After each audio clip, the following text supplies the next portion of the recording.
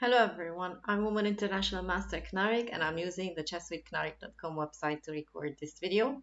In this video, we're going to see different positions where we're going to do the smothered mate. So the smothered mate is when our opponent's king is completely surrounded with uh, the color of the pieces that they have. For example, in this case, the black king will be surrounded with black pieces from all the squares around it, and then we will be able to do a checkmate with a knight. Now, so the most famous and simple example for smothered mate is when we have this position where we have our knight on h6, or if we're on the queen side, we have the knight on a6, and we can sacrifice the queen on g8.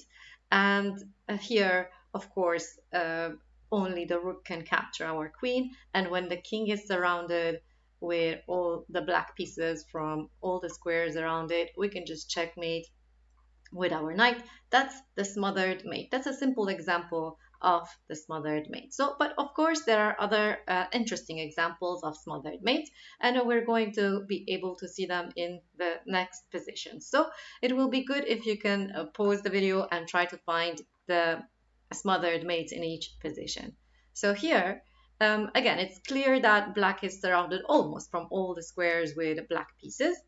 And so we need to try to completely surround it with black pieces and then checkmate with our knight.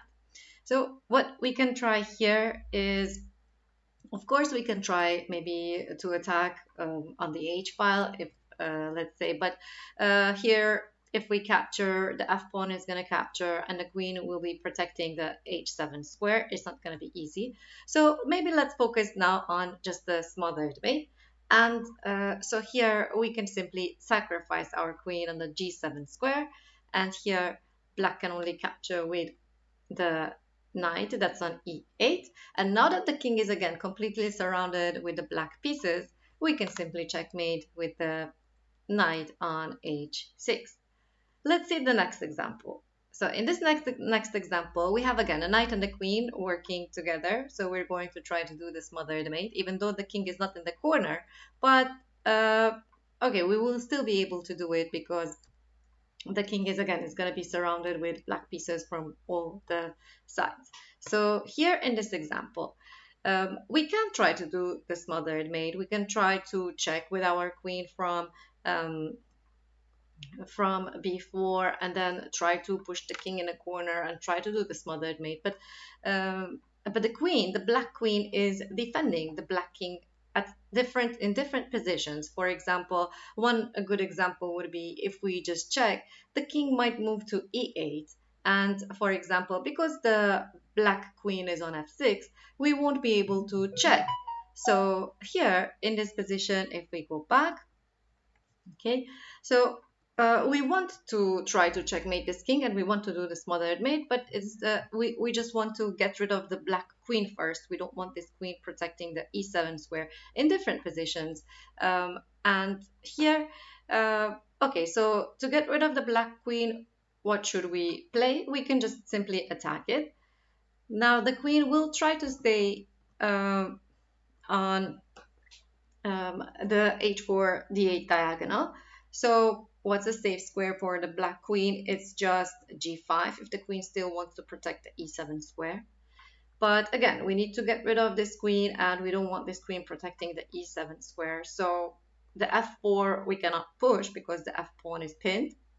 So maybe we can just push the h4 pawn. And now the black queen must move away.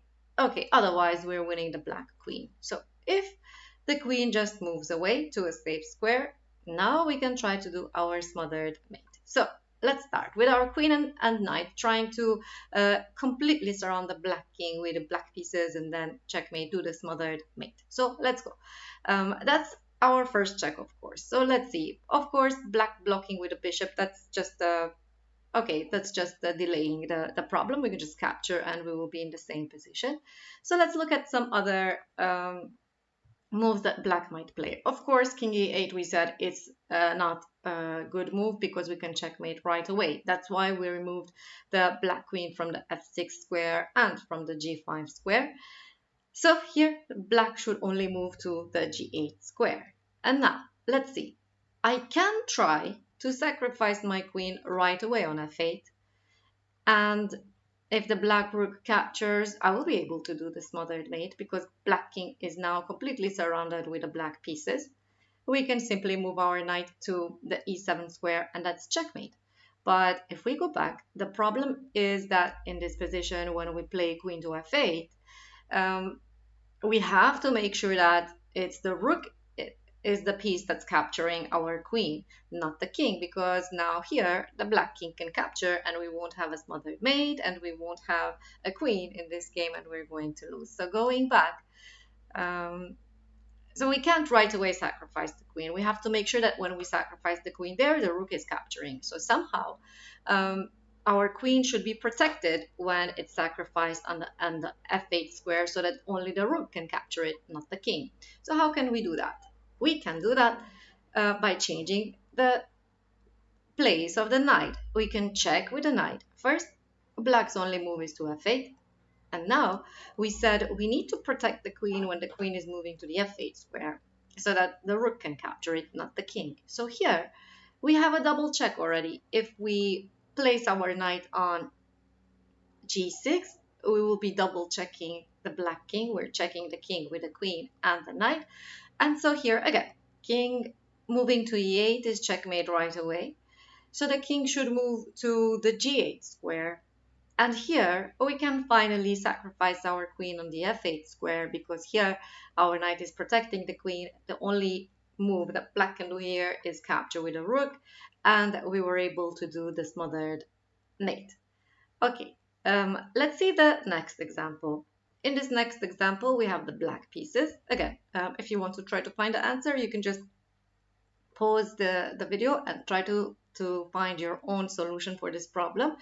And again, I have a clue that in this position, I will try to do the smothered mate, definitely, because I see that the white king is again almost trapped completely. There's only the h2 square that needs to be covered if I want to do the smothered mate.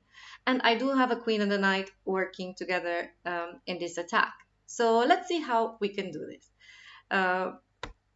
So we can start with a check from the g3 square with a knight. That's the only move that the king has. That's the problem. The king has the h2 square. So we're trying to find a way to block the h2 square as well. So when we do the check on g3, that's going to be checkmate. Now, how are we going to do that? So I'm guessing we can try to, again, sacrifice our queen on the h2 square. But how are we going to do that? Let's see. We can continue with another check from f1. This is a good check because, of course, capturing with a rook is not going to be good for white. Black can simply checkmate in one move. The rook should keep protecting the g2 square.